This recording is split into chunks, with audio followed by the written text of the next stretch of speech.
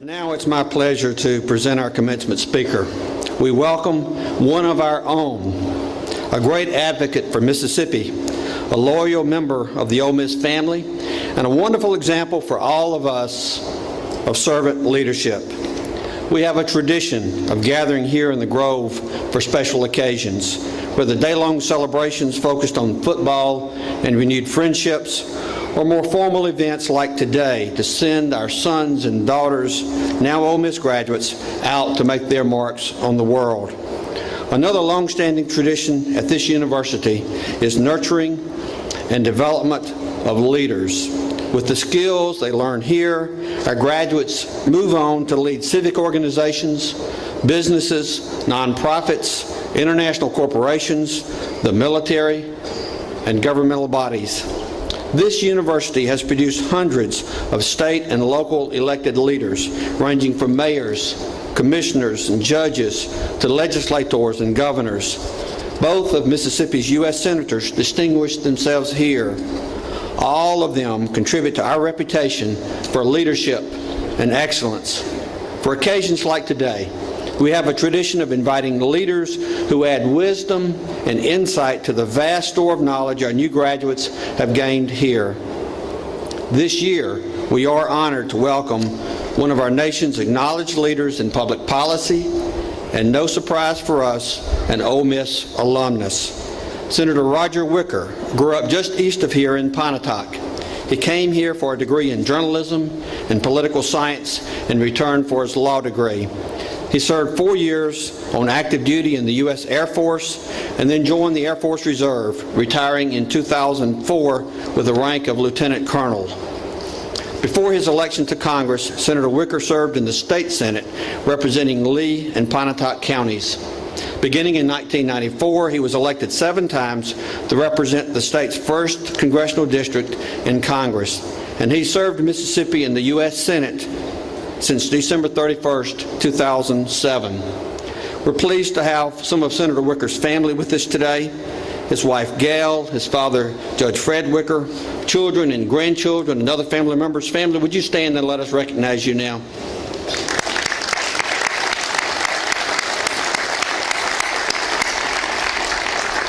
Gail and family, thank you for being here today.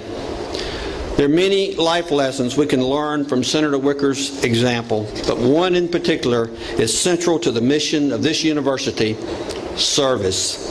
Many of you take from here memories of service to people of our state, our nation, to countries many time zones away, and service right here in Oxford, Mississippi. And we need look no further than our guest speaker to see that service to others can continue across the many years ahead of you. Senator Wicker's commitment to public service has given him an opportunity to make a difference in the lives of more people than most of us can imagine. His passion has been directed toward policies that create jobs, a strong national defense, and limited government. Senator Wicker has been a strong advocate for economic development initiatives that strengthen this state's competitiveness in a global marketplace. He's been honored by the National Association of Manufacturers for his work on pro-growth, pro-manufacturing policies in Congress, and we've benefited from that right here. And his leadership abilities are reflected in the many important positions to which he's been named. Senator Wicker, I'm sure that's in your honor. He's been named to these important leadership positions: Deputy Whip, member of the Armed Services Committee, the Banking, Housing, and Urban Affairs Committee, the Commerce, Science, and Transportation Committee, and the Veteran Affairs Committee. Roger Wicker, like many other Ole Miss alumni, looks back on his years here as a time when the foundation was laid for the many contributions he's offered his state and this country. I encourage you to listen and learn how you too can make service to others a central part of your lives. Please join me in welcoming a great member of the Ole Miss family, a great American, Senator Roger Wicker.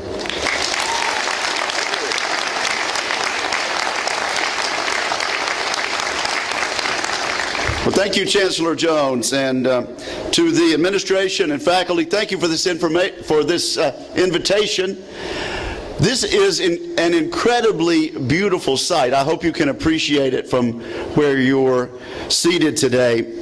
and it is indeed a high honor for me to be here today. I've been coming to this grove for as long as I can remember. First with my father, a 1948 graduate of the University of Mississippi Law School, who is in attendance today. Later as a student myself, and then as a parent of 2 Ole Miss graduates, and literally thousands of times in between. This university has been an integral part of my life for almost 6 decades. It has always been special to be back, and it is profoundly special today. So if this is a big day for you, and it should be, it is a really big deal for this Pontotoc boy. And of course, knowing the Ole Miss family as I do, I realize I need to say something of importance at this special milestone, and that I need to be quick about it so we can get on with the business at hand. Here's what I hope to impart during this little speech. You're part of a very elite group. You have a lot of people to share the credit with, and we're expecting a lot from you. In fact, we have a lot riding on your success. Today, as college graduates, you join an exclusive group. Only 6.7% of the world's population has earned a college diploma. Even here in the United States, just 1/3 of our population holds a bachelor's degree. Congratulations are in order. You have worked hard and studied hard, and you are entitled to take a bow. I hope you'll all also, those are the parents and family members applauding for your bow. Let's also take a moment to breathe a word of thanks to all the people, living and dead, who helped you get here, and to acknowledge how lucky we all are. You know, being lucky is nothing to be embarrassed about. Before selecting his generals, Napoleon reportedly inquired, among other things, whether they were lucky. And golfer Gary Player is one of many to have observed, the harder I practice, the luckier I get. So it's okay to be lucky. For those of us fortunate enough to be here in the United States of America, let's go ahead and admit it. We're the luckiest of all. We won the lottery without even having to buy a ticket. And no matter where in the world you're from, someone went to a great deal of effort to get you here. Someone who appreciated your potential and what this country and this university could mean to your future. So we all stand on the shoulders of others. I'm not here today to diminish your hard work in any way or to pour cold water on your achievement. I just hope we'll keep this moment in perspective. Let's avoid the hubris of having been born on third base and thinking we hit a triple. So if being lucky is nothing to be ashamed of, what should our response be to the realization that we are such fortunate sons and daughters?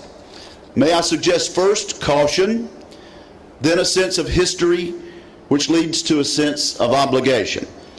You know, a lot of people who win the lottery end up going broke.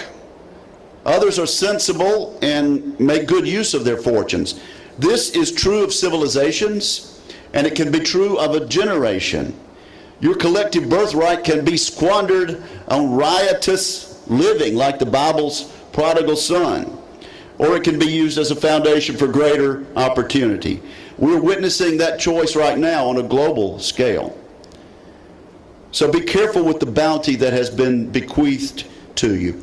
And then let's be thankful for the people 2¼ centuries ago who put this system in place, the founders of this great experiment. For the visionaries who knew from experience that governments often become too powerful, and who therefore devised 3 separate branches of government to divide those powers and limit those powers. In 1787, after sending the Constitution to the states for ratification, the leaders of our infant nation commissioned the Great Seal of the United States, which remains unchanged today. The Great Seal still appears on the $1 bill. It contains 3 Latin phrases. The first is the most familiar, e pluribus unum, meaning out of many, one nation. We're still working to make that a complete reality.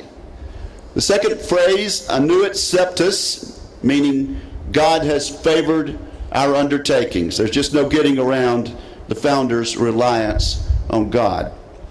The final Latin phrase is perhaps the most striking because of its audacity. Novus Ordo Seclorum, or the new order of the age. Just think about it. Leaders of the only popularly elected government on the planet at that moment, representing barely 2.5 million souls along the eastern seaboard of North America, somehow knew that their concept of government and freedom would catch on, and that would in fact become the new order for everyone. And you know what? They were right. Now it's up to you to keep that new order going, but how? Our remarkable neighbor from Tuscumbia, Alabama, the late Helen Keller, once said, "The world is moved along not only by the mighty shoves of its heroes, but also by the aggregate of the tiny pushes of each honest worker." I have no doubt we have some future heroes in our midst this morning. Some of you will start Fortune 500 companies. We have experience with that among our alumni. Someone in this outstanding collection may win another Super Bowl or two. But it's also a certainty that more of you will establish small businesses. That's where the vast majority of jobs are created nowadays. And your athletic prowess, though it be good, is much more likely to be expressed coaching Little League. Tiny pushes. Ole Miss needs best-selling authors. They make large donations and get things named after them. But we also need people to read to a child. And if you can't be a world-famous preacher, you can teach Sunday school. If your concerts don't sell out a stadium, there's always community theater.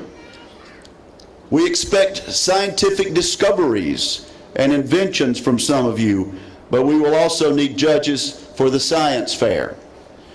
The contributions you make as a citizen, parent, neighbor, and friend will reflect on Ole Miss, and you will be a part of an inspiring tradition, like the Ole Miss graduate who dedicates his time at Stew Pot Community Services in Jackson, or the successful businessman who volunteered to be a coach in inner city Memphis because he saw champions in players who had always been known as underdogs. There's a recent Ole Miss graduate who is today using her education in a small Costa Rican village as a member of the Peace Corps, and the Army captain who served in Afghanistan and wrote a children's book about the first African American graduate of West Point. The ways in which Ole Miss and Ole Miss's family has already worked to make this campus, state, and nation, and our planet better, are diverse and far-reaching, from big ideas to astounding contributions, simply to dedicating time and energy to an important cause. Each tiny push is moving us forward. One of my favorite movies came out well before most of you were born. It's called A Man for All Seasons and was based on a play about the last days of Sir Thomas More, the Lord Chancellor of England, who stood up to King Henry VIII on a matter of conscience and lost his life as a result. In one scene, the overly ambitious Richard Rich asks Thomas More for help in obtaining a position of importance. Sir Thomas suggests, "Why not be a teacher? You'd be a fine teacher, perhaps even a great teacher." Richard responds, "And if I was, who would know?" Sir Thomas More then answers, "You, your pupils, your friends, God. Not a bad public, that. Oh, and a quiet life." I relate this story not just to express my appreciation for our teachers, and not to urge all of you to be teachers, although some of you will, in fact, be great teachers. I tell you this story to make this emphatic point. Your measure of success in life is not in the recognition you may receive from others. Much of what you accomplish of real importance during the rest of your days is likely to go unnoticed. Take satisfaction in the fact that you've done your part and done your best, even in a small way, and let that be your reward. As author Charles Whelan recently wrote in the Wall Street Journal, the less you think about being great, the more likely it is to happen. And if it doesn't, there's absolutely nothing wrong with being solid. Which brings me to this concluding pronouncement. Ole Miss graduates of 2012, by the power vested in me as your commencement speaker, I now declare that it is your turn. The new order of the age that our founders envisioned is in your hands. Be careful with it. Be thankful for it. Improve upon it. And remember your obligation to those who will follow. I expect you to keep this great experiment going. And like your friends and family here today, I think you're going to make us proud. Thank you, and Godspeed.